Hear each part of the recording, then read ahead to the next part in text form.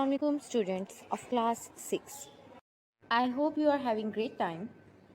For the subject of history and geography, we were on chapter 3, an introduction to South Asia. Today we are going to read about the last city included in the important cities of South Asia, and that city is Colombo. ये श्रीलंका का सबसे बड़ा शहर है। ये कई सदियों पहले एक छोटे से शहर के तौर पर शुरू हुआ था। उस वक्त उसे कालनटोटा कैलिनिफेरी कहा जाता था, लेकिन अरब ताजरों और मलाहों ने इस नाम को बिगाड़ कर कोलंबो रख दिया और पोर्टुगीज़ ने 1517 में मशहूर मलाह क्रिस्टोफर कोलंबस के एजाज़ में इसका नाम कोलंबो रख दिया। और जब श्रीलंका आज़ाद हुआ तो कोलंबो इसका दारुल हुकूमत बन गया। ये शहर इतना बड़ा हो गया था कि हुकूमत ने कैपिटल को करीबी पुराने शहर श्री जयवर्धनपुरा में मुंतकिल करने की ज़रूरत महसूस की। कोलंबो अब भी श्रीलंका का तजारती मरकज़ बना हुआ है, जबकि श्री जयवर्धनपुरा इसका लेजिस्लेटिव दारुल हुकूमत बन गया है, जिसका मतलब है कि वहाँ सरकारी दफातर और पार्लियामेंट मौजूद हैं।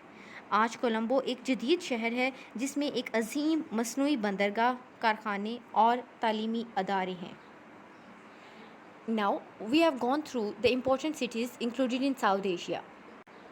Let's talk about the currencies of South Asia. This is the Pakistani currency, where 1 rupee is equal to 100 paisa. Here you can have a view of Indian currency. The name of Indian currency is also rupee. So both of these countries, Pakistan and India, use the currency rupee, and 1 rupee is equal to 100 paisa. This is Bangladeshi taka, and 1 taka is equals to 100 paisa.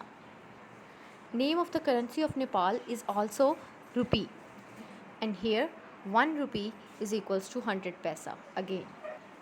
Next we have Bhutan, and the name of the currency of Bhutan is Ngultram.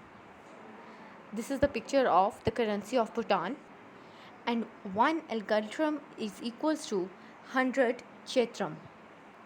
Sri Lanka also use the currency rupee, and 1 rupee is equals to 100 cents. Last, Maldives. The currency name of Maldives is 1 rufiya, and 1 rufiya is equals to 100 lari. So these are the currencies of South Asia. Let's move on to the next topic on page 25, issues in South Asia. यानी south Asia के मसाइल। South Asia एक developing reason है। शायद इस खित्ते का सबसे अहम मसला नाख्वानदगी, इलिटरेसी है।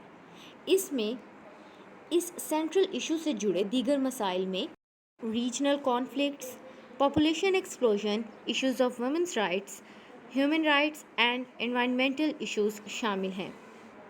Let's talk about the illiteracy first.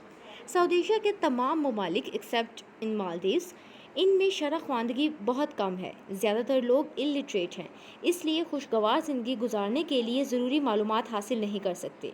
Also बदलती हुई दुनिया के मुताबिक उनके लिए बदलना ज़्यादा मुश्किल है।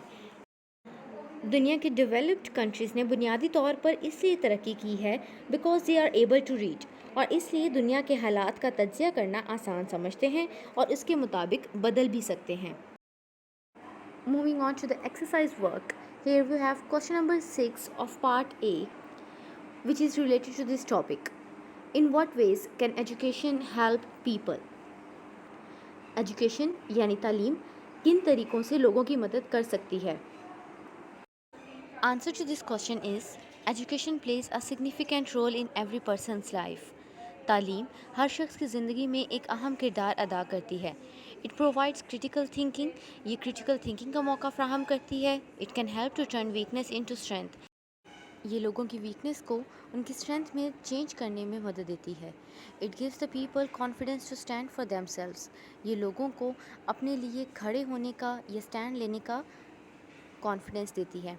It improves their decision making capabilities. ये उनकी डिसीजन मेकिंग सलाहियतों को इम्प्रूव करती है। It can help for developing problem solving skills. ये प्रॉब्लम सॉल्विंग स्किल्स को डेवलप करने में, उनको पॉलिश करने में हेल्प करती है। As they are able to read and write. अब जैसा कि ये लोग यानी तालीम याफ्ता अफराद पढ़ने और लिखने के काबिल होते हैं, therefore it is easy to analyse the situation in the world and change it accordingly.